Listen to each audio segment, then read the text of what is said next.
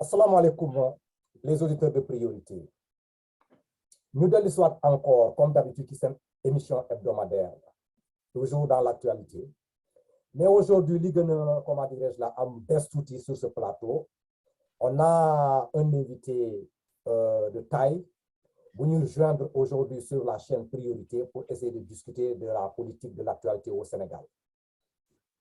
Sans pour autant tarder, duma toog fii ma leen koy présenter xam naa moom dina am comment dirais-je la chance là pour se présenter après mais dinaa jox kàddu gi à mon frère Mamadou Konaté comme ça mu introduire ko parce que c'est un frère que Mamadou Konaté connaît très bien mu introduire ko balaa ñu koy jox kàddu gi quoi mais balaa ñoo commencé émission bi maa ngi gërëm di sant les auditeurs de priorité ci seen soutien bi ngeen di amoon ci chaîne bi ma leen di demander ngeen continuer di persévérer ci sens boobu quoi parce que c'est un commentaire yi ngeen di bàyyi ak seen attention bi ngeen prêté ci chaîne bi moom moo ñu jox le courage là d'être ici comment dirais-je là tous les dimanches là pour waxtaan ak yéen daal kon ma sans pour autant tarder dinaa jox kàddu bi au frère Mamadou Konaté comme ça mu l'invité du jour aujourd'hui par ci panel priorité. Wow, Bakary, merci beaucoup encore une fois de plus de l'invitation. Hein. Mais moi, tu sais que moi, je suis un invité abonné effectivement de l'émission Priorité. Mangli New, et puis bon, ben, Mangli New aussi, notre frère Amadou Faye, qui a bien voulu accepter cette invitation-là aujourd'hui. Amadou Mangli New, tu le bari. Et puis bon, ben, de le remercier le fait d'avoir accepté parce que je sais que, bon, voilà, quand on est père de famille, quand on a d'autres activités, le temps fait par moment défaut. Mais quand même, on te remercie de venir jusque chez nous, dans l'émission Priorité, effectivement, pour donner ton avis, effectivement, ton parcours, à la fois politique, voilà, ton parcours à la fois professionnel. Et puis, bon, qu'on puisse avoir quelques discussions sur l'actualité politique nationale, voire internationale. Donc, Bakary, pour présenter effectivement Amadou, ben voilà, c'est la première fois que je le vois comme ça, sous forme de vidéo. Mais lorsque je l'ai contacté, les relations ont été très vite établies. J'avais l'impression que je connaissais Amadou, ça fait plus de 10 ans. Ça prouve quand même que c'est quelqu'un qui est quand même assez ouvert, enfin, même très, très ouvert. Eu égard, effectivement, il dit qu'il est enseignant, et c'est vrai qu'il est enseignant. Les enseignants, très souvent, ils sont extrêmement, très, très abordables. Moi-même qui vous parle, je suis enseignant. Voilà. Donc, c'est quelqu'un qui a fait son parcours déjà de lycée au lycée Abdoulaye Sadji à Rufisque. N'est-ce pas? Il a obtenu une licence d'administration et de gestion des entreprises, une maîtrise dans la même spécialité d'ailleurs en France, à l'université de Nanterre dans le 92. Il a aussi obtenu un DEA d'économie industrielle au Centre géopolitique pétrole et du gaz naturel de Paris 9, Dauphine, et en même temps un MBA, 3N, audit, communication financière et contrôle de gestion à l'INSEC à Paris. Aujourd'hui, il est professeur d'économie de gestion au lycée français Jeanne d'Arc à Dakar. Je pense qu'il est venu dans le cadre de la coopération internationale. En même temps aussi, c'est quelqu'un qui a enseigné dans les trois académies de Paris, Paris, Versailles, Créteil. Donc, c'est quelqu'un qui connaît quand même les académies. Moi, Amadou, c'est celle qu'au passage, moi, je suis dans l'académie de Versailles aussi. Dans l'académie de Versailles, ça fait quand même, je dis, allez, je dis presque 37 ans que je suis dans l'académie de Versailles, mais je suis aussi dans le supérieur aussi à l'université de Paris. Voilà, où j'enseigne essentiellement les sciences de l'ingénieur et l'ingénierie mécanique. Voilà. Donc, c'est ça le parcours d'Amadou. S'il y a des choses effectivement à rajouter pour compléter la présentation, sinon, je dis que Kadoui, les fidèles abonnés de l'émission Priorité. Merci voilà, beaucoup, mon cher ami Mamadou Konaté. Merci, M. Camara, pour cette très belle invitation dont je suis très heureux de participer pour parler de la vie de notre pays, de l'actualité politique précisément. Je n'ai rien à ajouter à ce parcours très reluisant que vous m'attribuez. Je pense qu'il est parfaitement bien décrit. Sauf peut-être apporter en plus sur mon parcours politique plutôt, puisque moi j'ai fait la politique avec l'avènement de l'Alliance pour la République de Macky Sall. Mon père était un grand leader politique au sein du Parti socialiste. Je me rappelle, je n'ai pas vu ce qu'il n'avait pas fait de son vivant pour que je prenne part dans ce parti. C'est moi qui lui écrivais ses discours. Donc, j'ai été quand même un petit peu aiguillé dans la démarche politique. Mais pour m'engager véritablement, il a fallu l'avènement de l'Alliance pour la République. En 2008, en décembre, dès le surlendemain, le 2 janvier en 2009, j'ai rencontré Macky Sall, chef de parti. On a discuté et il m'a confié le développement du parti à Bargny, précisément dans ma ville.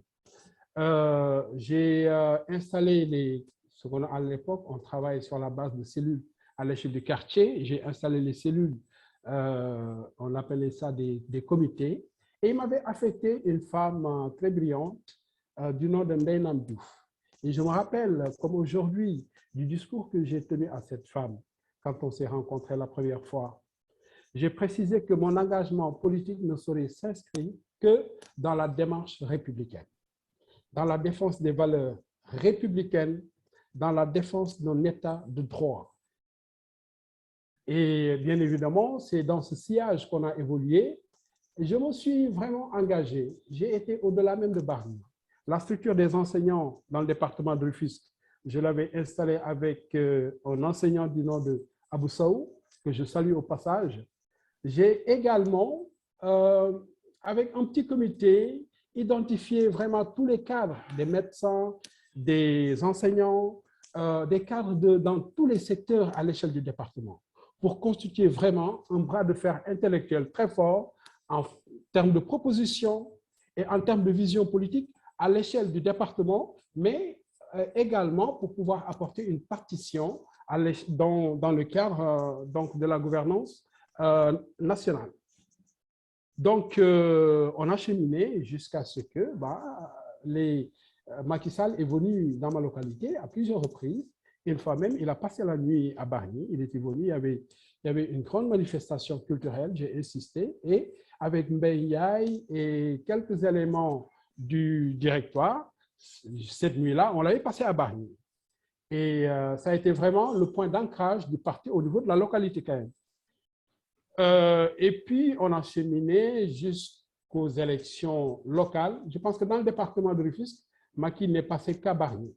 Il est passé magnifier le travail qu'on avait fait. C'était le dernier jour de la campagne présidentielle, donc avant le premier tour.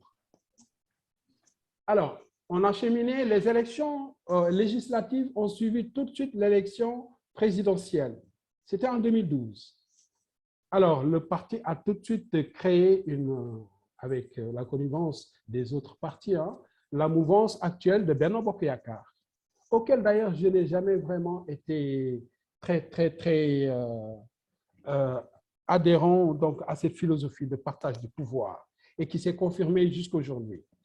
Parce qu'il n'y a pas eu un schéma de développement et de force de proposition concrètement établi au bénéfice de tous les citoyens sénégalais. D'accord? Mais jusqu'ici, on est dans cette logique. Chacun essaie de tirer les ficelles pour véritablement hisser son parti au plus haut niveau. C'est un compagnonnage jusqu'à présent que je ne peux pas définir, dont je ne vois pas la pertinence en termes d'externalité positive pour la population, je dis. Voilà. Parce que quand il s'agit de décider, véritablement, c'est Macky Sall qui donne les directives. Donc, j'ai cheminé jusqu'à ce qu'aux élections locales en 2014, toujours pour faire un choix au niveau de la localité, on me demande de me placer derrière le Parti socialiste local, ce que j'ai refusé cette fois-ci. Parce qu'en 2012, lors des députations, j'ai laissé passer. En 2014, alors qu'à l'époque, j'avais pris pour témoin Maël Thiam du directoire, il est venu à Bargny assister à mon meeting politique, mon entrée politique, où j'ai mobilisé plus de 4000 militants. D'accord? Ce soir-là, Macky Sall m'a appelé pour me féliciter. D'accord? C'était véritablement parce que je savais que, comme la localité a été toujours sous le contrôle du Parti socialiste, et qu'à l'époque, je sais que l'APR n'a de vue que les maires qui sont capables justement de remporter des élections, et que la trahison n'était pas très, très proche, il fallait quand même que je donne les gages d'une réelle stature politique, d'un positionnement réel. Maël était là au meeting. Ce jour-là, Macky m'a appelé. Et à ma grande surprise, quelques semaines après, on m'appelle pour vous dire que on est en train de voir comment vous allez cheminer avec le Parti socialiste. Je dis, très bien. Je vais voir l'équipe du Parti socialiste. Ce jour-là, je me rappelle, j'étais avec mes éléments, mes responsables. On avait nos listes déjà confectionnées. Et ils nous disent, vous venez fondre vos listes dans les nôtres et on vous donnera une partition de 15%. Je dis, mais attendez, nous sommes du parti politique qui a remporté les élections. On s'est battu au plan local. Aujourd'hui, on a un réel positionnement et vous voulez que on vous a laissé la place aux législatives. Les locales sont là. On a prouvé qu'on est bien ancré dans la localité et vous voulez encore une fois qu'on se range derrière vous. Moi, je pense que quand même, à un moment donné, il faut qu'on sache se respecter. Donc, ce que je vais faire, je vais convoquer le directoire, je vais tout faire pour que les responsables du parti au niveau de ma localité s'adressent directement aux responsables au plan national. C'est ce qu'on a fait. Mais malgré cela, on me dit que la localité est un fier socialiste et ils sont très proches de Ousmane Tanor Dieng, qu'Allah lui accorde son pardon. Il fallait donc se ranger à ces gens-là. J'ai dit non. Moi, j'ai une posture quand même politique. Je pense que si vous voulez renier tous les 7 ans presque qu'on a fait en termes de mobilisation au plan local, ce que je vais faire, je vais aller chercher une bannière politique. Et heureusement, je suis tombé sur le docteur Oumar Sissé, que je salue au passage, qui a très généreusement m'a donné la bannière de Vision Rufisque, qui est une structure citoyenne. J'ai participé aux élections de 2014 sous la bannière de Vision Rufisque. Ça a été véritablement, c'était un élan de refus parce que le parti de l'Alliance pour la République voulait nous infliger au niveau de Bargny une humiliation que moi, personnellement, j'ai dit, bien évidemment, avec l'accord de tous les responsables, j'ai dit non, on ne va pas s'inscrire pour cette fois-ci à cette humiliation. On a été aux élections, on est arrivé 3e. Le camp du Parti socialiste, qui était totalement porté par l'APR, est tombé et Bargny a su à ce moment-là rassembler toutes ses forces pour apporter une alternative locale. C'était très difficile ce moment-là parce que je venais véritablement de parcourir tout le département à l'échelle nationale. Comme aujourd'hui, j'ai animé des émissions de radio, de télé, mon nom a circulé partout. J'ai fait tout ce cheminement politique presque pour rien. C'était une question, je vous envoie le pas, une question. Oui. À la sortie de ces élections-là, vous êtes sorti 3e. Je suis sorti 3e. Vous avez dit que l'APR est tombée. Bon, quel était le parti qui était sorti premier?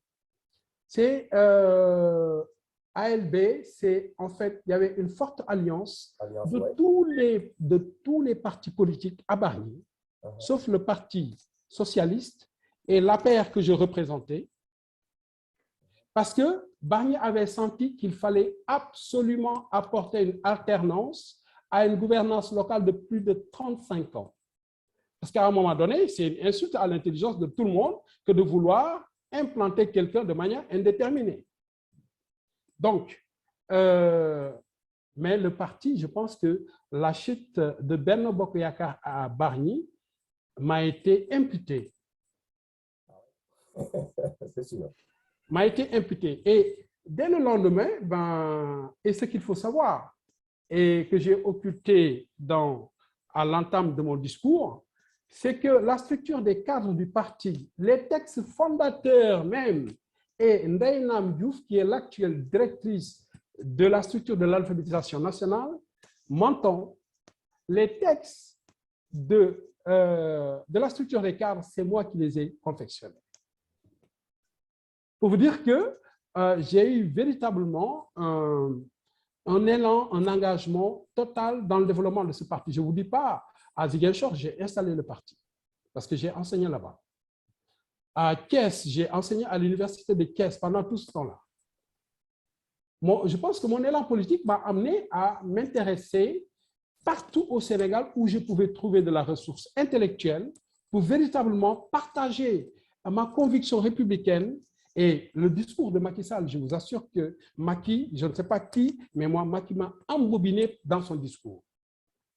Je fais partie de ceux que Macky Sall a trompé d'abord avant de trahir. Parce que j'ai cru au pied de la lettre le discours de Macky Sall. Et aujourd'hui, depuis qu'il a l'exercice du pouvoir, je pense que moi, c'est extraordinaire. Qui pourrait me dire que Macky Sall pourrait vassaliser les institutions de la République pour pérenniser son pouvoir? Ce n'est pas possible. Alors que Macky a toujours eu cet élan généreux, ce discours républicain de l'état de droit, de la règle pour tout le monde, générale et impersonnelle, voire cette pratique politicienne de ce parti qu'on a créé de nos propres mains. Je vous assure que mon amertume est indestructible. Mais Amadou, juste une question. Au-delà de ce développement que tu viens de dire là, moi, les gars de la paix, à un moment donné, je les ai côtoyés lors de l'élection présidentielle. Hein, j'étais dedans, et puis bon, ben voilà, il y a certains cadres que j'ai rencontrés, il y a eu des échanges, mais j'avais remarqué que, franchement, ce qui était en face de moi, ce n'était pas des cadres, c'était des simples militants. Ce que à l'époque, c'est en 2019, les apéristes de Paris disaient effectivement que c'était des cadres. Pour moi, ce n'était pas des cadres, c'était juste des militants. Parce qu'en fait, être un cadre, ça veut dire que quelque part, il faut que tu aies de la bouteille politique, il faut que tu aies, il faudrait que tu sois bien structuré dans ta tête, il faudrait que tu sois... C'est-à-dire qu'il y a certains manquements. Moi qui suis militant, qui a été militant au Parti socialiste pendant plus de 25 ans, je n'ai pas senti ce militantisme-là chez les apéristes. De telle façon qu'à un moment donné, je me suis toujours posé la question sur le fond et fondamentalement. Est-ce que l'APR réellement, la façon dont elle a été conçue, pouvait fonctionner comme étant un appareil, même je ne parle même pas d'appareil politique, parce que l'appareil politique, on parlait beaucoup plus loin. Est-ce que réellement, il avait vraiment les structures d'organisation réellement d'un parti politique? C'est ce que je n'ai pas senti dans l'APR. Il n'y a pas de structure. Il y a juste un conseil national. Et donc, moi, j'avais posé la question en disant, mais au gars, pendant l'élection, j'ai dit, mais je pense qu'il faudrait que votre parti se structure parce qu'il n'est pas du tout structuré. Alors, j'ai vu des gens qui se levaient, oui, tu vas créer la révolution. J'ai dit, mais attendez là, je ne suis pas apériste, moi. Je ne suis pas apériste. Je vous dis ce que je pense. Ce n'est pas la structure de fonctionnement normal d'un parti politique. Et je vous le dis. Il se trouvait qu'il y a un ancien socialiste qui était là qui me dit, mais il a tout à fait raison ce qu'il dit. Et ensuite, il me dit, oui, mais je pense qu'il doit être du Parti socialiste français. J'ai dit, mais oui, tu as vu juste. Parce que ce n'est pas une organisation d'un parti. Par contre, la question que je voulais bien te poser, Amadou, c'est que je vois bien que tu t'es battu au sein de l'APR. Tu t'es beaucoup battu, tu as fait pas mal de choses, tu as mis pas mal de choses, ainsi de suite. Tu ne penses pas que tu as été utilisé par Macky pour une certaine façon de mettre les choses en place, alors que lui, il avait derrière sa tête que dans ta localité, qu'au forcément, avec le Parti socialiste, il souhaiterait que ce que tu n'as pas toi capté, parce que comme tu dis, effectivement, il y a une réelle confiance derrière lui. Est-ce que tu penses que cette façon de fonctionner-là, c'est-à-dire que le comportement de Macky à ton égard, est-ce que tu ne penses pas que c'est le comportement qu'il a toujours à l'égard des autres? Non, non, je ne suis pas un cas isolé, hein, ça c'est clair. Je pense qu'il y a beaucoup de responsables qui se sont retrouvés dans ma situation. Et d'ailleurs, quand le parti a donné le dictat que dorénavant, on est dans une dynamique Benno Bokk Yakaar, c'est comme s'il nous disait, oubliez ce qu'on a déjà fait jusqu'ici. Et attention, il ne faut pas parler de parti quand il s'agit de l'APR, parce que l'APR n'est pas un parti.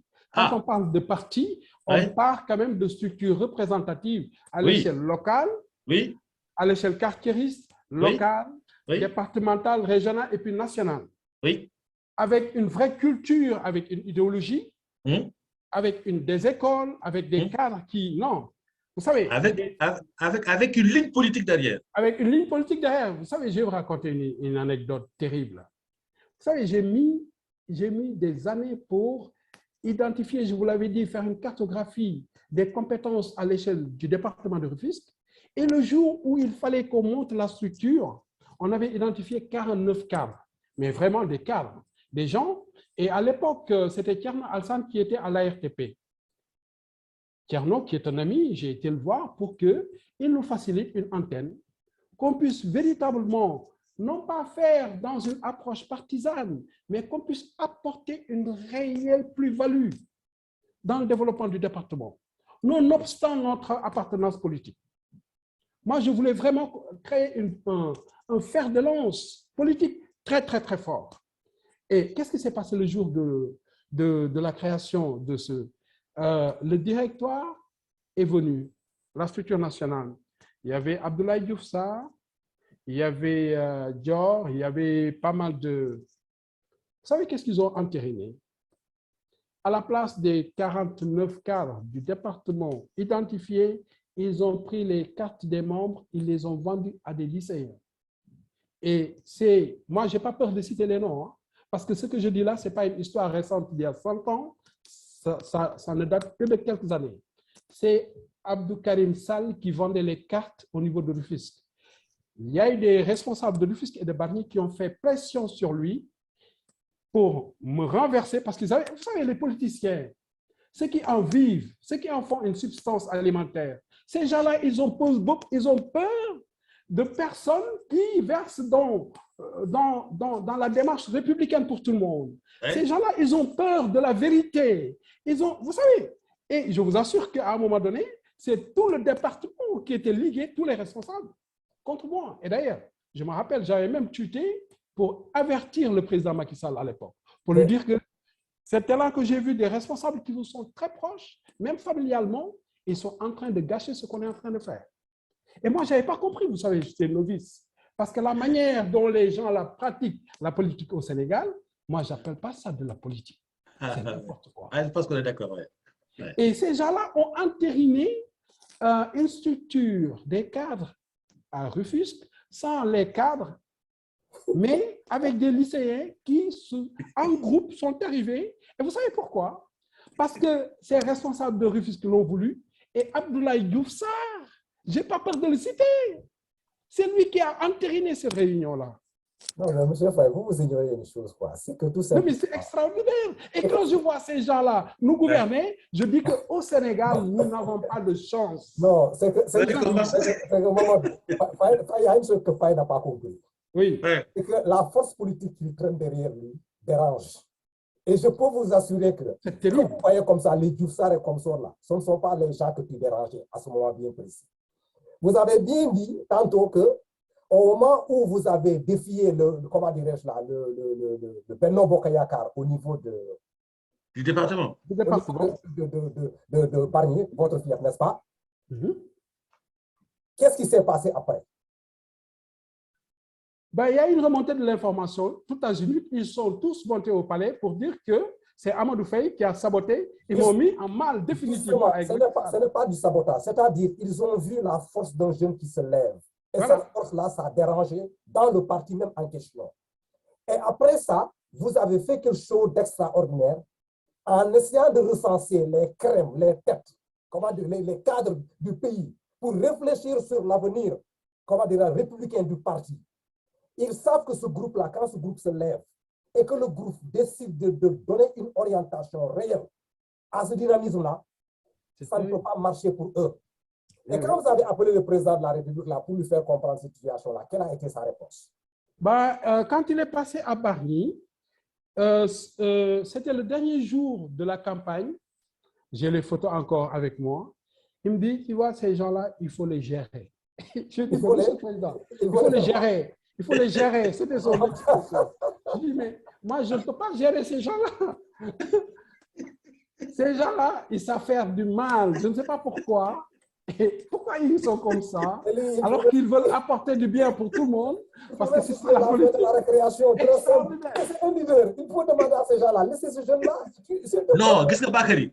Qu'est-ce que Bakary a dans la paire, les gens, ils marchent sur la tête, le président de la République, le premier chef. Non, qu'est-ce que un parti ne peut pas fonctionner comme ça.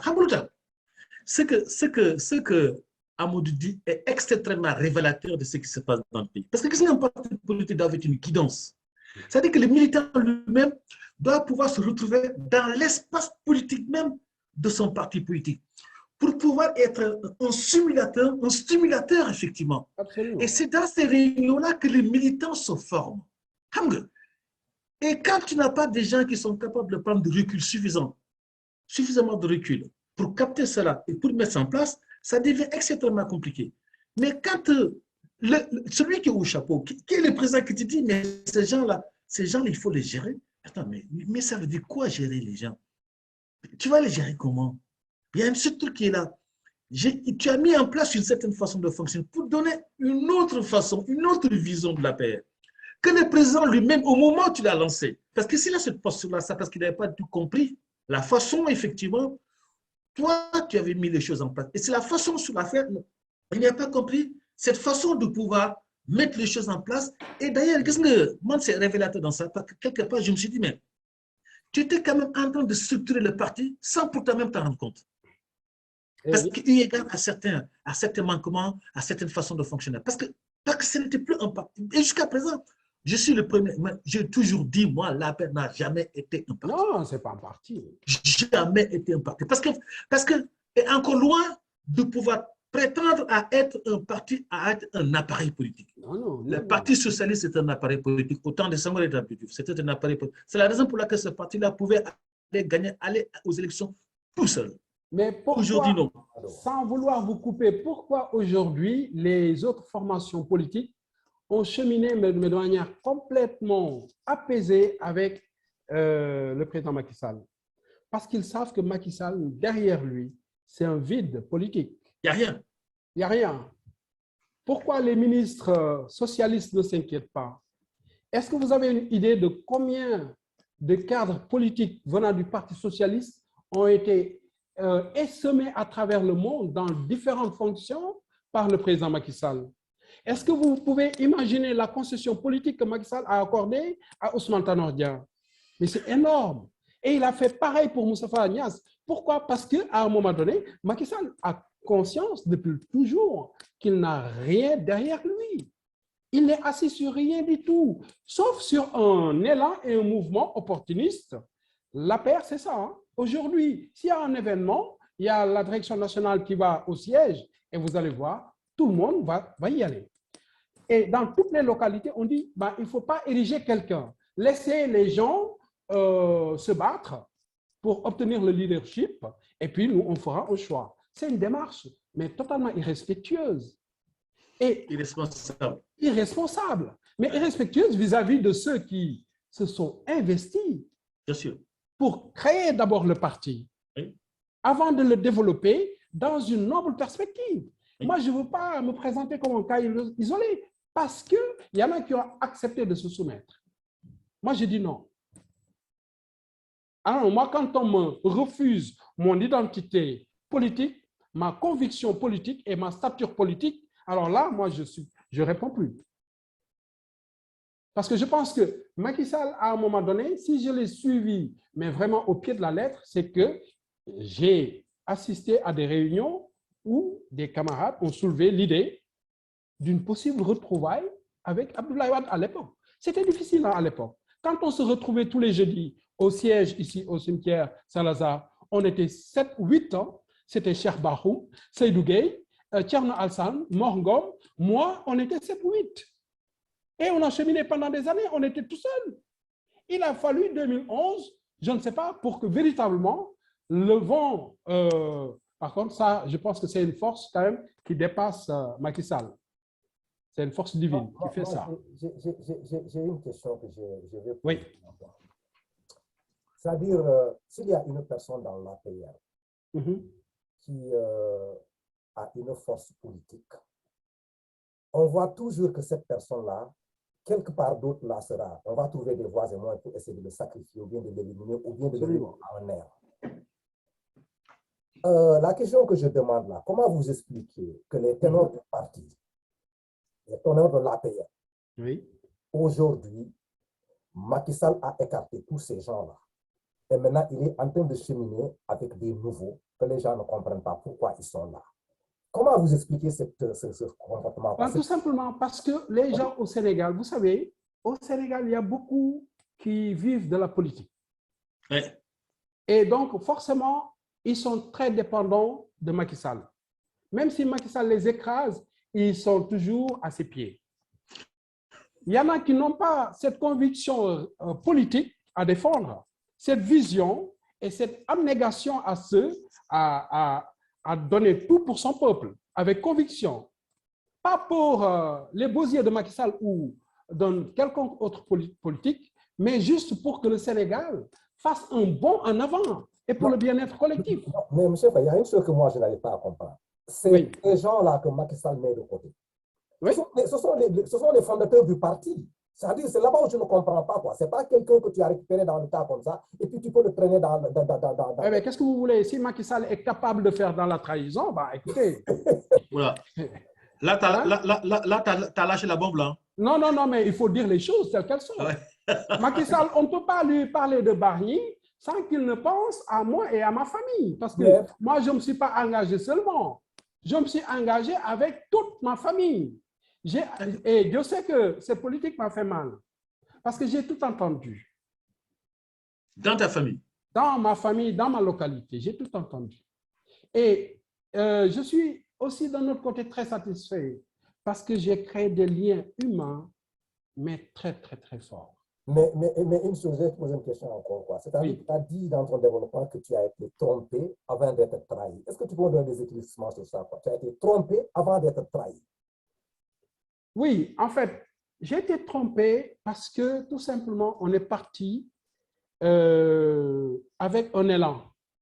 Mais malheureusement, on a presque tous été trompés parce que je pense que Macky Sall n'était pas parti pour apporter une alternance économique et sociale crédible pour les Sénégalais. Macky Sall était parti pour apporter d'abord une réponse politique au comportement de Abdoulaye Wade qu'il a récusé injustement. Je pense qu'il faut quand même, il faut avoir cette lucidité-là. Nous l'avons accompagné parce qu'il subissait, pas moi, hein. Moi, à ce niveau, moi, je me suis lancé dans une perspective républicaine.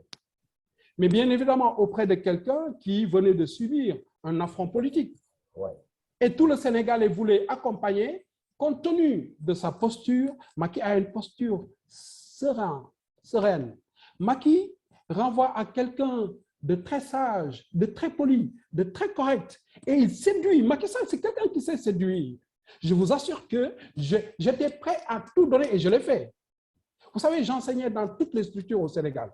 J'étais le contrôle de gestion à Subdeco, à l'IAM, qui m'envoyait au Gabon tout le temps, avec des missions très juteuses. J'étais à l'Université de Thiès. J'étais à l'Université catholique de Ziguinchor. Donc, tout ce que je gagnais, je l'investissais dans le parti. Pourquoi? Parce que je me suis dit, ça c'est une occasion pour moi d'aider au développement de mon pays.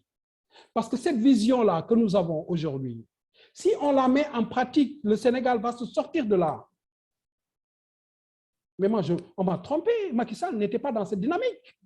Quand je vois la pratique quotidienne de ce gouvernement, je dis, mais non. Moi, j'ai été... la trahison, plutôt, elle est personnelle. D'accord? Le fait d'avoir des relations intuitives personnelles, Macky Sall a nommé des personnes que j'ai amenées chez lui pour le lui présenter à des postes de direction qui sont dans ma localité et qui finalement n'ont même pas adhéré à l'Alliance pour la République. Je ne voyais pas une personne influente dans ma localité sans l'avoir accompagné chez Macky Sall. En fait, je pense que Macky n'a pas compris qu'en fait, pour que quelqu'un réussisse en tant que chef d'entreprise, en tant que leader politique comme lui, il fallait s'entourer de quelqu'un qui était beaucoup plus intelligent que lui. Il n'a pas compris ça. Pour lui, s'entourer des gens qui sont hyper intelligents, ça veut dire que ce sont ces gens-là, effectivement, qui vont lui faire des pots plus tard. Docteur, je suis en émission, je vous rappelle. Donc lui, il préfère effectivement s'entourer avec des gens qui, effectivement, qui ont peut-être un petit niveau pour essayer effectivement de tenir la... Oh, la politique, elle n'est pas faite comme ça. Du tout. Et je pense qu'il n'a pas compris ça. C'est la raison pour laquelle aujourd'hui, quand tu discutes avec un apériste, sur le plan économique, sur le plan social, sur le plan international, sur ce qui se passe autour, sur le plan même de structuration, il a du mal à t'expliquer. Il a du mal à t'expliquer ça. Et c'est un mal pour la paix. Alors que des gens comme toi, qui effectivement pouvaient porter, qui avaient des projets à l'époque, et continuent toujours à avoir des projets d'ailleurs, okay, qui pouvaient tirer l'appareil APR vers le haut, mais ces gens-là, soit ils ont été écartés, ou bien ces gens-là, finalement, se sont dit, on lâche la fête délibérément, ici, on se met en retrait, on se donne congé, et puis c'est tout. Monsieur Konaté, il faut le dire, il y avait cet élan de jalousie aussi émané de l'initiative locale à l'époque. Je me rappelle, on avait un grand siège de l'APR à Bargny, à l'entrée de Bargny. J'avais équipé volontairement, j'avais mis des postes d'ordinateur. Et qu'est-ce qu'on faisait? Moi, je faisais de la politique autrement. Parce que pour moi, la politique, c'est un moyen d'apporter des idées et puis d'amorcer un développement, une nouvelle façon de voir et de faire. Tout à fait. Je structurais des associations de femmes. Les femmes, je regroupais les femmes par groupe de 50 et des idées de projet. Je discutais. Je mettais derrière chaque groupement un business plan. C'est d'ailleurs lors des financements jusqu'à maintenant des structures de femmes, les femmes de Bargny ont été quand même assez privilégiées parce qu'elles étaient porteurs de business plans. À l'époque, j'avais pris de mon temps, chaque fois que j'étais en vacances, je prenais un mois où, avec mes adjoints, avec les autres responsables, on structurait des projets. On structurait des projets. Parce qu'il faut le dire, Bargny est une des localités quand même où il y a une vraie pauvreté. C'est vrai.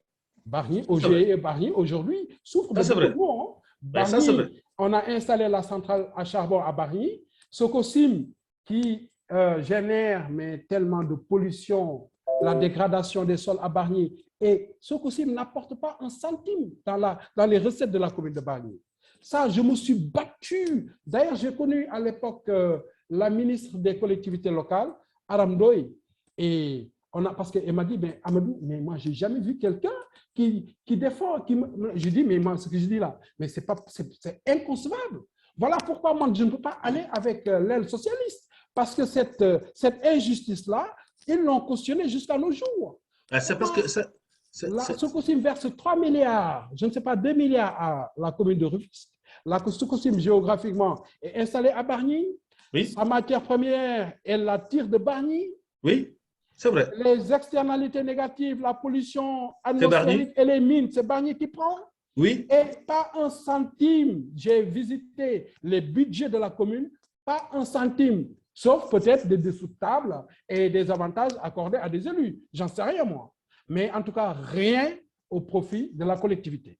Et c'est dû à quoi ça? Mais c'est dû à la corruption, il faut dire les choses telles qu'elles sont. Et quand on accepte ça, on valide ça dans un parti que moi j'ai créé, que je vais mettre. Quand je dis à M. Kamara que j'ai été trahi, ma trahison, elle est grande. Mais attends, est-ce que tu penses que... Moi, je vais aller beaucoup plus dans la réflexion. Tu penses qu'aujourd'hui, ceux qui administrent effectivement Benno Bokk Yakaar, APR, Benno Bokk Yakaar, cette coalition de partis-là, tu penses qu'ils peuvent tirer le Sénégal vers le haut à l'heure actuelle? Mais ça, moi, je pense que ça, c'est un groupement de partage, de privilèges, tout simplement. D'accord. Quelles sont les réflexions politiques et économiques que Benno Bokk Yakaar a portées? Moi, ce que je vois depuis que je suis là, et ça fait 2 ans que je suis détaché à Dakar, ce que j'entends, c'est des querelles de bornes fontaines. C'est des leaders, mais c'est terrible. Sur la place politique, moi, le débat, ce sont quelques universitaires qui le portent. Mais c'est terrible. Et quand Macky Sall est arrivé au point d'interdire que les intellectuels se prononcent sur notre mandat national présidentiel, qui est une institution, je dis alors là, on n'est pas loin de la royauté si on laisse Macky Sall faire. Mais je pense qu'on est bien plein pot dedans, en fait. C'est-à-dire qu'on dirait, mais voilà, un régime purement monarchique, ouais, c'est le roi qui est là, qui décide. Moi, personnellement, c'est terrible. Amadou, mais moi, personnellement, c'est ce que je ressens. Hein. Après, je ne sais pas du tout apérisme. Après, après les apéristes vont nous suivre le discours contraire, mais je pense qu'une bonne frange de la population sénégalaise pense comme moi. J'ai un grand ami en qui je porte en grande estime, Mounir Sy. Mounir Sy, on a enseigné à l'Université de Thiès, à l'Institut supérieur de finances à Dakar, pas loin de chez moi d'ailleurs, au Point E. Mounir, que j'ai toujours admiré par la force de ses idées, par sa capacité à les défendre. Ouais. Quand Mounir se range derrière le dictat de Macky Sall pour dire qu'il ne va pas se prononcer en tant que constitutionnaliste, Mounir Sy a cette chance d'être l'un des rares constitutionnalistes au Sénégal et il ne se prononce pas sur le parce que Macky Sall ne le veut pas. Non mais attendez, ce n'est pas possible. Moi, j'ai fait tout ce que j'ai fait dans les couloirs universitaires pour que ma pensée, dans mon pays, je ne l'exprime pas. Parce que Macky Sall ne veut pas. Mais qui est Macky Sall alors? C'est un roi. Le roi. Alors, on va entériner nos institutions pour retourner à la royauté. C'est pas possible. Oui, mais je pense qu'il y a une manipulation, il y a une...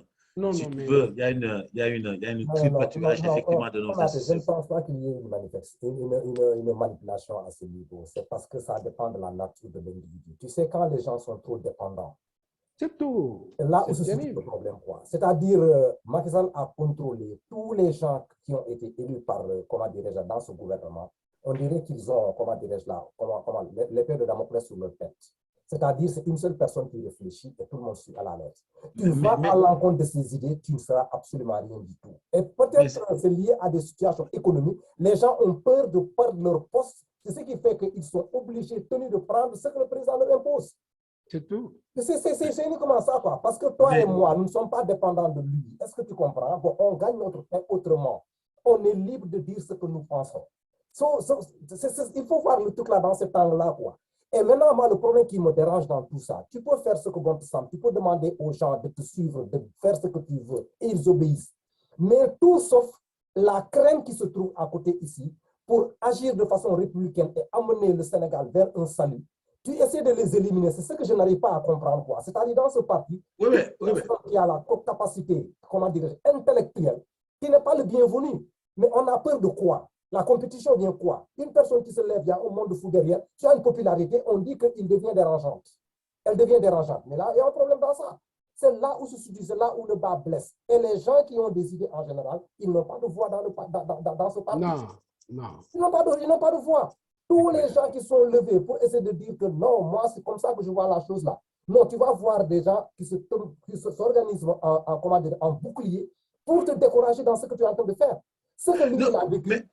Mais Bakary, tu penses que finalement que ce sont ces mêmes gens-là qui se sont rendus dépendants de lui? Eh oui.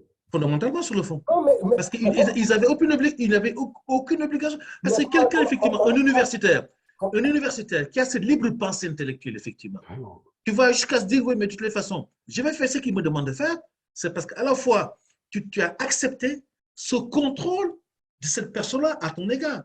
Et effectivement, Macky, effectivement, aujourd'hui, si les gens ne s'aperçoivent pas, parce que Macky est en train de s'asseoir le contrôle sur la population, en fait. Oui, bien sûr. Oh, ça, c'est extrêmement dangereux. Parce que quelque part, ça va même jusqu'à même aller contrôler les libertés individuelles. Or, le danger, c'est que lorsque la personne se rend, ou lorsque les personnes se rendront compte qu'en fait, ils ont été contrôlés de par leur propre liberté individuelle, lorsqu'ils vont réagir, le retour, effectivement, de celui qui les a fait subir ça à la normale sera extrêmement difficile. Parce qu'il risque de tout catapulter après. C'est à ceux qui ne se rendent pas compte, en fait. Parce que moi, ce que Amadou dit, c'est extrêmement révélateur. Lorsqu'un universitaire, lui, qui est dûment constitué, vous menez on ouvre ça, tu peux dire, OK, d'accord, c'est ce mec qui manque de recul intellectuel, qui a du mal à comprendre. Mais un universitaire, mais c'est extrêmement grave. Là, tu ne peux pas le faire à des universitaires français, ça, les gars, ils vont te balader. C'est libre français. Il faut questionner l'intégrité de ces gens-là.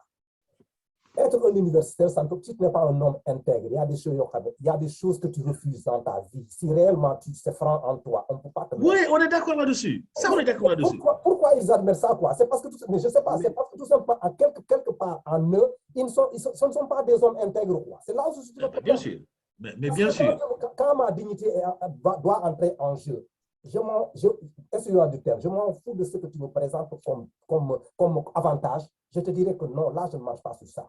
C'est là-bas où les gens, là, les intellectuels, ont raté le départ avec le président. Oui, mais M. Camara, je pense qu'à ce niveau, quand même, si on est assez observateur, quelqu'un parlait d'un deuil national, mais je pense que sincèrement, et parce que, bon, Amadou, tu vas trop loin là. Non, mais on est comme ça. Il faut quand même qu'on se fasse violence quelque part. Mais qu'on soit en face de notre véritable identité culturelle. On est corruptible. Ouais. On est très faible vis-à-vis des avantages et pour défendre ça, mais avec force ses convictions, nonobstant ce que ça peut coûter en termes de... Mais il faut voir ceux qui sont prêts à avoir ce positionnement-là. Ouais, mais de toute façon, mais Amadou, ça ne date pas d'aujourd'hui. Moi, je ne vais pas te faire la leçon. Tu sais très bien que pendant la traite négrière, certains ont accepté à vendre leurs soeurs, leurs cousins, tout simplement pour des pacotilles, pour des bouteilles de vin. Ça ne date pas d'aujourd'hui. C'est purement culturel, c'est ancré chez nous. Et dans tous les pays africains, tu vois ça. Sauf qu'aujourd'hui, cette jeunesse-là qui est consciente avec les autoroutes de l'information, Twitter, WhatsApp, Facebook, guys, tu ne peux pas leur raconter n'importe quoi. Ils savent exactement ce qui se passe. Non, mais je vais peut-être faire un glissement. C'est pourquoi moi, je suis très observateur hein, et de manière très objective. Ce monsieur à qui on jette toutes les pierres est peut-être très injustement. Je le suis, il est en train de poser, en tout cas, des gestes, moi, qui me rassurent. Je veux parler de Ousmane Sonko. Je ne fais plus, depuis Macky Sall, la promotion d'aucun homme politique. Mais je regarde les faits. Et de par sa gouvernance locale, là, il est en train de poser, vous parlez de traite négrière tout à l'heure, il est en train de rétablir la vérité de l'histoire. Exactement. Pendant que jusqu'ici, nos rues et nos avenues portent les noms de ceux qui ont humilié nos aïeux, il est en train de rétablir la vérité de l'histoire. Et ça, c'est une fierté de voir quelqu'un, il est assez cohérent. Je le vois depuis l'Assemblée. Hein, le rapport de l'OFNAC vient de renchérir toutes les allégations qu'il avait faites sur la transaction foncière dont Mamour Diallo était à l'origine. Tu vois, il a une posture quand même véritablement républicaine, moi qui commence à avoir du crédit à mes yeux. Et honnêtement, et un élan panafricain, parce qu'il est temps que l'Afrique soit debout. Vous savez, moi, à un moment donné, j'avais rêvé d'un élan venant de l'étranger, qu'on puisse amorcer une dynamique. Parce que quand même, les Sénégalais qui sont basés à l'étranger sont quand même assez éclairés. Ils sont mis devant le quotidien difficile dans des pays qui ne nous appartiennent pas. D'accord? Et on est en face de la véritable vie. On apprend beaucoup de choses. On est riche d'expérience. On pouvait amorcer quelque chose pour véritablement notre nation. Aujourd'hui, on nous dit qu'on est riche de pétrole. On est riche de gaz. Il y a quelques années, j'avais écrit un papier pour parler de l'asymétrie informationnelle dans les contrats pétroliers. Quand je l'avais publié, quelques jours même après, c'était l'histoire des contrats passés avec Franck Timis. Je pense qu'une négligence de l'État hors pair. Et aujourd'hui, j'ai presque fini d'écrire un papier sur toujours les asymétries informationnelles, sur l'exploitation, je ne parle plus de contrat, mais maintenant sur l'exploration pétrolière. Où va le pétrole qu'on va sortir de notre sous-sol? Par quel biais il va être transporté? Et quels sont les leviers que l'État du Sénégal dispose pour pouvoir quantifier ces pétroles, ces quantités qui vont passer par la mer, avant de nous revenir à des conditions marchandes prohibitives? Mais ils n'ont pas de marge de manœuvre. Personne ne veut parler. On attend. On n'est même pas en droit d'être informé sur nos propres ressources. qu'on ouvre aujourd'hui une belle plateforme où tous les Sénégalais apprennent que, mais sur telle et telle plateforme, les quantités probables qu'on a identifiées en pétrole, c'est de temps.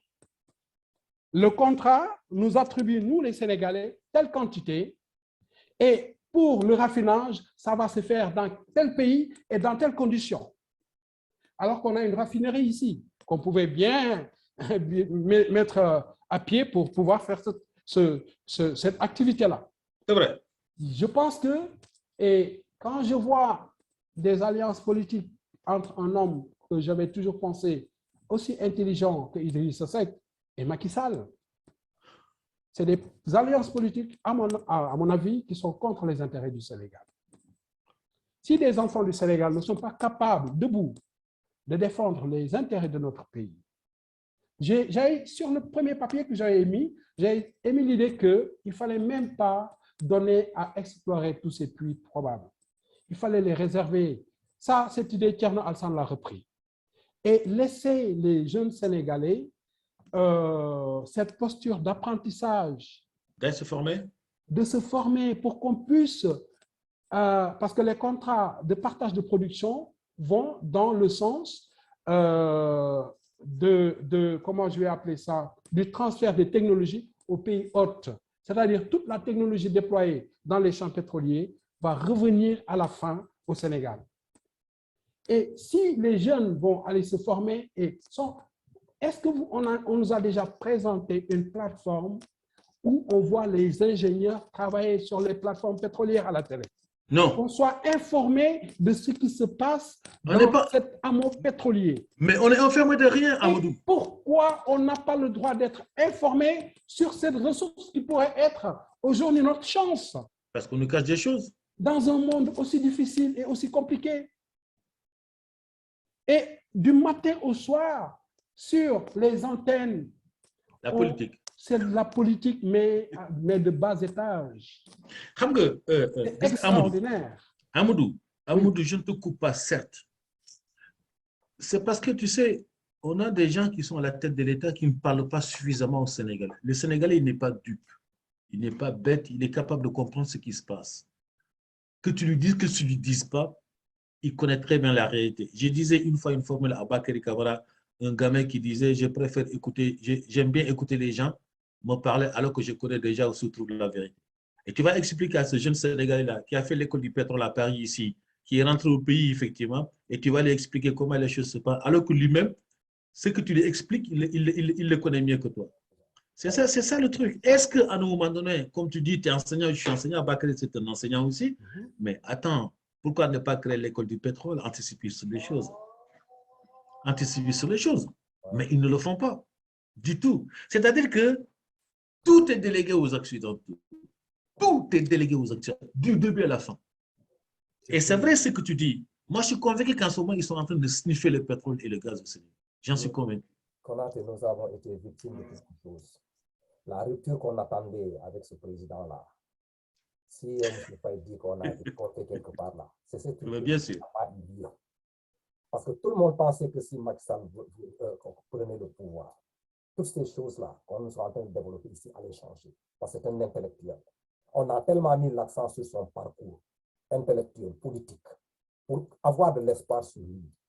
Mais lui, il a oublié une chose, c'est que cette nouvelle génération qui se trouve ici, là, ce n'est pas la génération de peut-être moi, camarade, ou bien nos grands frères qui avaient passé ici, qui regardaient tout faire. Les contrats se signaient dans un truc là, et puis demain, on nous impose des choses qu'on ne comprenait pas. Maintenant, les gens ont compris ce qui se passe, quoi. C'est-à-dire, si tu dis que tu es un géologue ou bien tu es un je ne sais quoi, comme toi, tu as si bien dit, tu verras un jeune qui va t'expliquer ce qui se trouve dans ton sous-sol là, que toi-même, tu ne maîtrises pas. Mais bien sûr. Bien, au moment où on doit faire les contrats maintenant, toi, tu te caches derrière un truc là. Est-ce que tu comprends? C'est toi qui dois décider pour dire que ça va se répartir comme ça. Si le contrat n'est pas bon, personne ne doit parler parce qu'on t'a nommé président de la République. C'est pas bien sûr. Il y a un cas qui se passe en Guinée tout de suite là. Tu sais ce que le militaire a fait, comment on l'appelle encore là? Doumbia, l'exploitation des mines de trucs là, de fer qui se trouvent ici, les trois compagnies, les multinationales qui sont venues là-bas pour exploiter. Quand on a fait l'analyse là, après que, comment dirais-je là, le truc là, cette exploitation qui est en train de se passer là-bas, Mamadou Doumbia s'est rendu compte que la part de la Guinée à part la construction des routes bitumées là, ou bien les chemins de fer là, et tout ce s'ensuit, pour la Guinée, c'est 0% qui doivent avoir du rendement de ce truc-là, de cette exploitation-là. Tout ça à cause de la corruption. Mais tu sais ce qu'il a dit? Il a appelé ces gens-là, j'ai écouté son truc-là, sa vidéo-là, il a appelé ces multinationales-là pour poser sa condition. Condition très simple qu'il a posée là-bas, c'est que tout simplement, l'exploitation doit être revue, les clauses vont être resignées encore et qu'il demande à ces gens-là, après la construction de ces voies bitumées et tout ce qui s'ensuit, il demande à ces gens-là que l'exploitation, les usines là vont être implantées en Guinée pour l'exploitation de ces trucs-là, de ce qu'il a posé comme condition. Bien sûr. C'est ce qui est juste. Mais voilà quelqu'un qui au moins pense à son pays. Mais sinon, sinon, vous savez qu'est-ce qui va se passer? Ça, vous l'avez coupé, M. Kamara. Monsieur Kamara, vous savez, le Gabon a été riche de pétrole depuis plus de 60 ans. Est-ce que vous savez que presque l'essentiel du pétrole gabonais... Oh, on a été coupé là. Non, on t'entend. Non, on t'entend. Parce que moi, je ne vois plus rien. Vous m'entendez? Bon, très bien. Oui, bien sûr. Donc, l'essentiel du pétrole gabonais a été exploité sous la formule de contrat qu'on appelle la concession. Et dans la concession, vous savez, les compagnies pétrolières considèrent que le pays hôte, en fait, il ne doit percevoir qu'une redevance. C'est-à-dire, le pétrole, compte tenu du risque supporté par la compagnie, etc., ça lui revient de plein droit. C'est-à-dire, pendant tout ce temps-là, le Gabon a été riche de réserves pétrolières inestimables, mais ça n'a pas profité à ce pays-là. Ça a plutôt... La France est aujourd'hui, je ne sais pas, troisième ou en quatrième position en termes de produits pétroliers, produits dérivés du pétrole. Alors qu'en France, il n'y a pas une goutte de pétrole. Il n'y en a pas. Et bon, j'ai compris pourquoi. Parce que quand je voyais, quand j'étais étudiant, je travaillais dans un grand hôtel. Le Maurice, c'est un palace. Et je voyais régulièrement Omar Bongo de son vivant arriver et j'ai vu les ministres français faire la queue, je vous assure, pour rencontrer ce monsieur-là. Tu te rends compte? Et il a fallu que moi, qu'une fois dans l'enseignement, que j'aille dans ce pays pour comprendre. Parce que quand je suis arrivé la première fois à Libreville, j'étais ébahi. Parce que je disais, c'est pas possible. Mais tout ce passé pétrolier là pour rien. On a, en contrepartie, on a hissé, je ne sais pas, au ciel, un seul homme, de manière totalement, d'ailleurs, factuelle, d'accord, et contre l'intérêt de tout un peuple. Non, j'étais très triste de voir que ce pays n'avait pas, même pas bâti des routes avec toute cette richesse pétrolière. Non, c'est extraordinaire. C'est-à-dire, on accepte, et il y a très peu d'évolution, parce que là, on est dans les formules de partage de production. Et dans le partage de production, si on fait des calculs de manière très juste, la part qui revient au pays hôte, comme c'est le cas du Sénégal, qui est en partage aujourd'hui, ça ne va pas dépasser les 10-15%. Il paraît que c'est 10%. Voilà. Pas que c'est 10%. Ah oui, c'est mais encore le Gabon, ça va un peu, mais le Congo, c'est encore pire. Ok, je crois que la première partie a été bouclée. On va passer à l'actualité au niveau du Sénégal. Monsieur Faye. Oui. L'actualité au Sénégal, dans le truc là, pour le parrainage. Ce qui est en train de se passer, j'apprends que la liste de Yewwi Askan, c'est une liste qui est, je ne sais pas, en ballottage ou bien... Qu'est-ce qui se passe? Oui, en fait, les acteurs sont dans le qui-vive, ils attendent la validation par la Direction générale des élections de leur liste, parce qu'il paraît qu'il y a eu des erreurs ou bien en tout cas des incompréhensions entre les différents leaders de cette coalition, Yewwi Askan Wi, qui ont fait qu'ils n'ont pas respecté un certain nombre de choses. Mais des choses... parce que je pense que dans le code électoral, il est clairement dit que en matière électorale, il n'y a pas de restriction sans texte. Et à ce moment-là, je pense qu'à Yewwi, s'il y a des désistements, ça n'a pas été prévu par le code électoral. Donc, normalement, ça ne devrait pas poser de problème. Mais quand je vois Farba Ngom qui monte au créneau, et tout de suite en profite pour faire une conférence, je me dis que alors là c'est mort. Lundi, on touche le fond. Lundi, ils vont rejeter la liste de Yewwi Askan Wi. Ça, c'est à coup sûr. Parce que Farba, c'est lui qui avait accompagné Djibril Ngom à la présidence quand il avait volé la liste de Yewwi. Hein. Non, mais attends, on est dans des pratiques politiciennes, mais c'est une affaire de fou, Amadou. Ils font la folie. Mais je te dis, on marche sur la tête au Sénégal. C'est-à-dire, les gens, ils ne se respectent pas, ils ne nous respectent pas. Hein? Et puis, droit dans les yeux, ils sont à la télé pour défendre, mais le véhicule ne tue pas au Sénégal. C'est extraordinaire. Mais je pense à une coalition qui vient de sortir d'une élection. Au niveau de Dakar, la différence de voix, ça tourne autour de 93-94 voix. Tu vas demander à ces gens-là qui ne peuvent pas participer à l'élection parce que tout simplement, il y a... Mais c'est extrêmement grave. Tout à l'heure, je vous disais dans les coulisses que normalement, en politique, qui est véritablement quand même à un moment donné une affaire de gentleman, on doit se respecter. Oui.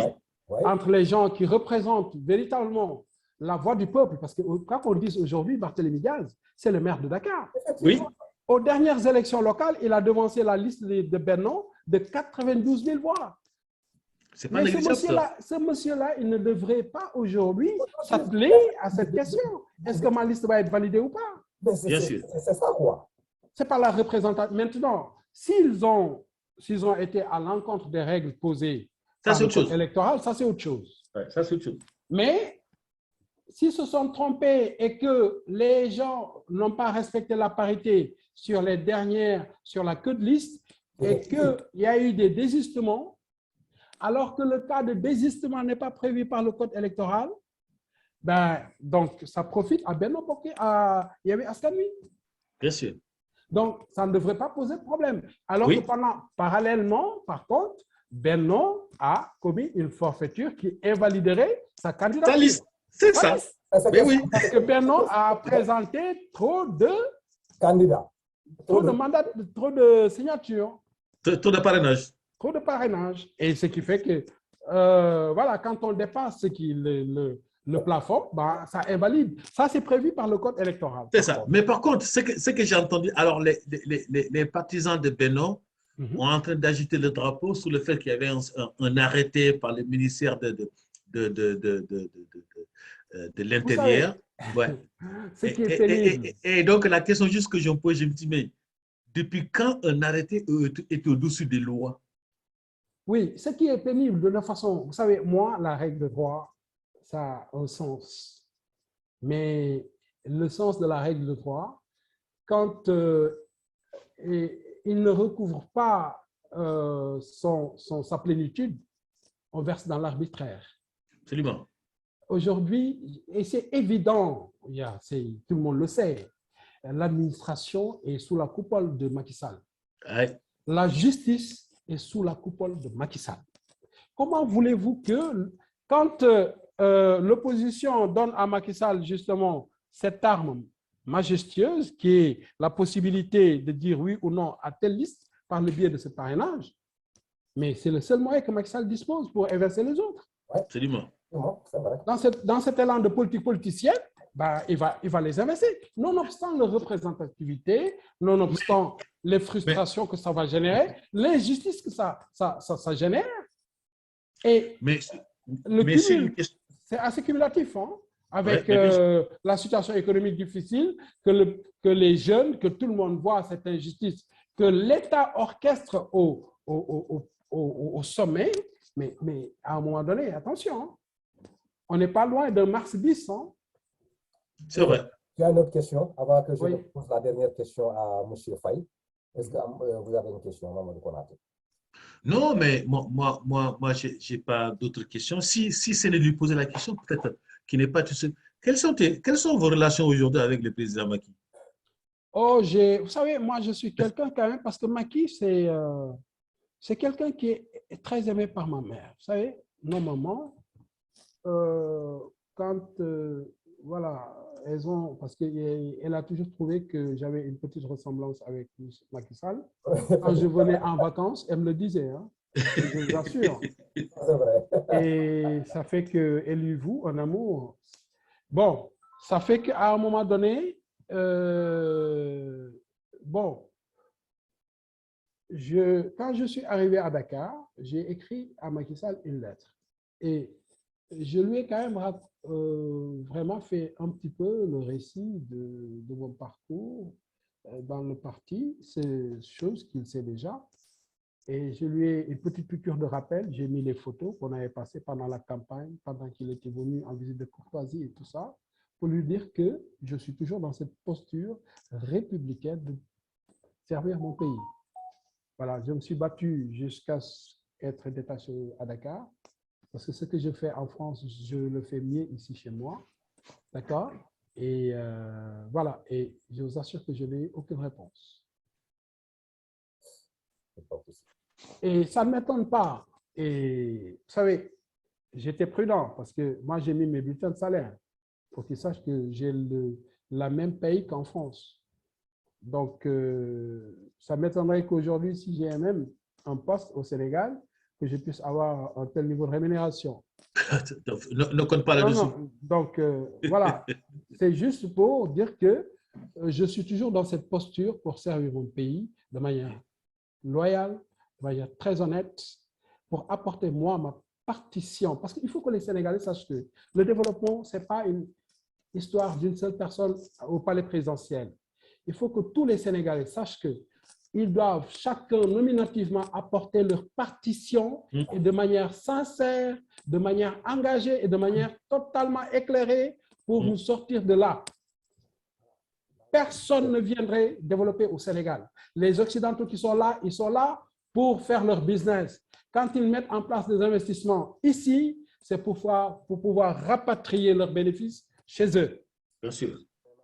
Et ça nous fait, voilà. Donc, le développement, c'est un élan collectif que les Sénégalais doivent collectivement engager, enclencher avec cette conscience individuelle, chacun, très honnêtement, là où il est, à son niveau, de se battre pour le Sénégal, pour soi et pour les autres Sénégalais. Ouais. Et tous ensemble. Tous ensemble. C'est tous ensemble. Et qu'on y ait une vision dans une même direction. Voilà. Dans une même direction. Ouais. Sinon, après, ça devient très compliqué. Très compliqué. Les gens de la diaspora. Ben oui, mais ce n'est pas que nous ne savons pas faire. Nous savons faire. Mais sauf qu'on ne nous laisse pas faire non plus. C'est-à-dire que ceux qui sont en haut, c'est-à-dire qu'aujourd'hui, la gouvernance ne laisse pas faire ce qu'ils peuvent faire. C'est ça qui est compliqué. Et c'est ça qui est frustrant. Il y a tellement une fracture entre ceux d'en haut et ceux d'en bas qui fait qu'aujourd'hui, pour reconnaître les morceaux, ça risque d'être très compliqué. Absolument. C'est quand un président, moi, Bakary, tu sais, on en a discuté ici, quand un président prend parole à des heures de grandes écoutes, et qu'à un moment donné, à la fin de son discours, à la fin de ses paroles à l'égard des Sénégalais, les Sénégalais ne l'écoutent pas ou le traitent de menteur en disant c'est même pas la peine, celui-là, écoute, il faut l'enlever de là, c'est qu'il y a réellement un problème. Moi, avant, quand je partais, j'ai posé la question à ces gars en disant, mais avec mes neveux et nièces qui étaient là, j'ai dit, mais c'est quoi le problème? Les gars me disaient c'était l'indiscipline dans le pays. Mais aujourd'hui, quand tu dis c'est quoi le problème, c'est ce qu'ils vont dire, ils disent non, le problème c'est Macky. Absolument.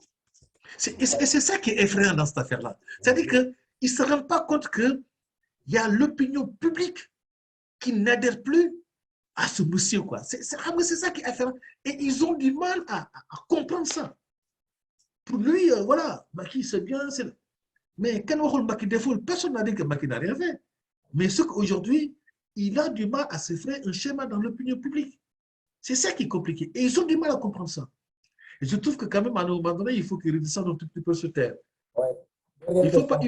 Il faut parler à son peuple. Dernière question pour M. Faye concernant le troisième mandat du président de la République. Il y a des constitutionnalistes au Sénégal qui, au début, avaient vraiment justifié, expliqué le truc-là, cette loi-là, disant que nul ne peut faire et ceci et cela. Et maintenant, ce sont ces gens-là qui se retournent maintenant pour essayer de donner d'autres explications par rapport à... Oui, ironie de l'histoire. Vous savez, voilà. Ironie de l'histoire, le 23 juin, je fais partie, on était 2 ou 3 personnes à sortir Macky Sall de la poussière des gaz lacrymogènes. À ce moment-là, on avait un discours très fort, un discours porté sur le respect de l'état de droit. Macky Sall, je pense a eu à se prononcer à plusieurs reprises sur l'impossibilité pour lui-même de briguer un troisième mandat. Tous les ministres qui ont accompagné l'actuel président l'ont interprété dans ce sens-là. Même Ismaël Madior Fall, que d'aucuns qualifient de tailleur constitutionnel, a interprété la Constitution dans le sens de cette limitation de 2 mandats. Et si Macky Sall ne veut toujours pas se prononcer sur aujourd'hui, ben il s'est déjà prononcé, hein, mais qu'il le réaffirme et que définitivement qu'il se lance vers l'organisation d'élections présidentielles apaisées où très librement le peuple choisira le leader qui pensera lui mener à bon port. Je pense que si Macky Sall fait autre chose, si le président Macky Sall fait autre chose, bah, ce serait un mauvais service pour le Sénégal. Ouais. Ça veut dire que tu veux parler par là que le pays risque de s'embraser, c'est ça? Le pays risque de s'embraser et je sais qu'à la fin, il va le regretter. Ah, ça oui. Mais je pense qu'il est quand même suffisamment intelligent politiquement pour ne pas arriver à ce point. Pour prendre ce risque. Vous êtes trop optimiste, mais moi, je ne crois pas. Non, mais moi, je suis optimiste. Restons optimistes. Je pense qu'on ne va pas se quitter sur une note pessimiste. On va rester totalement optimiste. Non, c'est-à-dire que je vais résoudre toujours dans le cas le plus défavorable. Parce qu'au moins... Bon, soyons réalistes, mais restons optimistes. Voilà. Nous ne sommes pas défaitistes, mais bon. Donc, voilà. Je pense que c'est bon pour l'humour et pour la santé. On a demandé à M. Faye de donner son dernier mot par rapport à tout ce qui a été dit ici. M. Faye, quel est votre dernier mot? Ben, écoutez, moi, je vous remercie de m'avoir invité à ce plateau sympa où on n'a parlé que du Sénégal.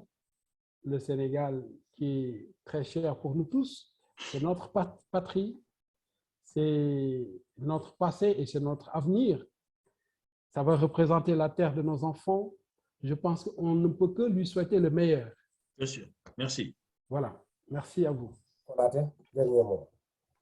Kissamo, ben écoute, moi, ce fut un plaisir d'avoir Amadou aujourd'hui sur le plateau. Franchement, là, ce que j'ai trouvé quelque part extraordinaire, c'est son parcours par rapport à son parcours politique. Je sais que bon, il fut un brillant étudiant, n'est-ce pas? Et puis bon voilà, et puis être enseignant comme nous, vous savez, quand deux enseignants, quand trois enseignants se retrouvent sur un plateau, ben, on s'accorde tous qu'en disant qu'il faut être très pédagogique, n'est-ce pas? Très structuré, et puis bon, ben, dire des mots justes, faire ce qu'effectivement la fonction nous demande, mais aussi, comme on est tous des patriotes, à la fois des panafricanistes aussi, je pense qu'il ne faut pas oublier ça. Je pense que quand il y a ces éléments-là, à un moment donné, sur le plateau, voilà. Et j'ai trouvé d'ailleurs qu'en fait, que le débat aujourd'hui était très calme, très apaisé, contre un certain moment où, parce qu'on s'écoute, on prend les paroles les uns et les autres, donc des fois c'est traité houleux, et puis bon, on parle tout le temps, enfin, avec un tout petit peu d'amertume en disant, je ne suis pas souvent expliqué, donc il fallait, parce que le modérateur Bakary Camara ne m'a pas suffisamment donné la parole, alors que l'autre... Ouais. Je trouve que c'est une émission qui est très, très intéressante, et je trouve qu'effectivement, Amadou, c'est quelqu'un de très, très intéressant. Et puis bon, voilà, j'espère qu'il reviendra à d'autres moments. Quand vous voulez, je suis à votre disposition. N'est-ce pas? En tout cas, merci beaucoup d'être venu jusqu'à chez nous. Je peux attester une chose, que ce n'est pas un politicien, c'est un technocrate qui s'est... C'est ce qui fait qu'il ne peut pas avancer dans ce pôle-là. Ah ouais, il n'a pas... Non, il ne fait pas de langue de bois. Ce n'est pas un politicien, c'est-à-dire, je ne sais pas quelle discipline il a fait dans sa carrière-là, mais c'est un financier, principalement, économiste. Voilà, effectivement, c'est comme une machine qui ne marche pas. Il faut que tous les organes entrent en jeu pour qu'on arrive au résultat. Donc, il faut se trouver dans un contexte où vraiment, il se perd. Vous n'êtes pas un politicien.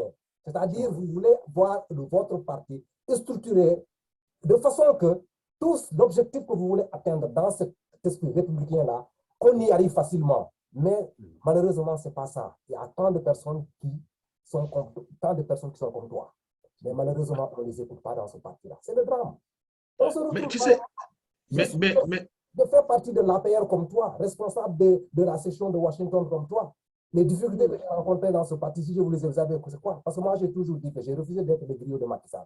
Je leur ai dit que, est-ce que réellement, ce président-là, il nous a mis ici pour qu'on soit, comment dirais-je là, les gens qui vont aller chercher l'électorat pour lui, ou bien il nous a amenés pour nous demander ce qu'on peut apporter et l'accompagner dans ce qu'il veut faire. Si les gens sont là pour être des griots ou bien pour l'électorat, je ne me baigne pas dans cette logique. J'ai une expertise, j'ai mon domaine de prédilection, je veux l'amener en contribution pour l'aider dans ce qu'il est en train de faire. Quand le président vient aux États-Unis, moi je parle de développement. Je ne suis pas dans la politique, mais je voyais nettement que je dérangeais. Effectivement, parce que ces genres de propos, les gens n'aiment pas ça dans le parti. Présentement, les gens disent que Camara ne fait pas partie du parti. On me traite de membre de PASTEF, avec les idées que je développe. Et vraiment, je viens voir Faye aussi qui s'arrête ici et dire que Ousmane Sonko pose des actes qui le rassurent. Maintenant, c'est une vérité, c'est-à-dire qu'il l'a vu et il l'a apprécié. Ça ne change en rien à son appartenance à la paix. Mais une chose qu'il a vue et qu'il a eu le courage de l'apprécier à sa juste valeur, mais est-ce que ça c'est interdit? Mais dans l'autre partie, ce qu'on a remarqué, tout ce que le président veut, c'est vrai, c'est faux, il faut suivre à la lettre. Donc, c'est ça quoi. Je fais que remercier Mamadou. Merci beaucoup. Et je crois qu'il va revenir ici. J'aimerais qu'il rencontre. Inch'Allah. Merci en tout cas. Non, il revient. Non, je pense qu'il reviendra. Mais tu sais, la posture qu'il y a en disant qu'il n'est pas très politicien, bon, voilà, mais en fait, c'est une déformation professionnelle. Là, quand tu regardes, les anciens, quasiment tous qui ont de l'expérience, ils fonctionnent de cette façon-là. Hein. Ah, ok. Tous on fonctionne de cette façon-là. Bon, attends, mais moi, mes enfants me le reprochent tout le temps. En disant que si tu aimes bien les petits détails, il faut que tout ça carré. Oui, parce que oui. Elle leur dit tout le temps, n'oubliez pas que votre pays est enseignant. Ah, d'accord, Gaï. Bon, donc, merci beaucoup. En tout cas, merci. Merci. À bientôt. Mamadou, c'est vraiment un plaisir. Donc, à bientôt. Je crois à bientôt. La dernière émission. On reviendra sur d'autres thèmes, mais avec d'autres thèmes sur ce plateau. Et je vous rassure que des fois, ça chauffe au plateau, hein, parce que il faut. Tu peux développer des idées. La confrontation des idées, c'est avancer les choses. Allez, merci. Allez, merci beaucoup. Allez, au revoir, Amadou. À bientôt. Merci, au revoir. Je vais dire le mot à Adam en disant qu'effectivement, on a fait une très belle émission. Et puis, bon, ben, je vais lui transmettre l'émission sur son, absolument, très bien. Sur son WhatsApp. Merci. En tout cas, merci beaucoup, Amadou. Merci à vous. Mes amis.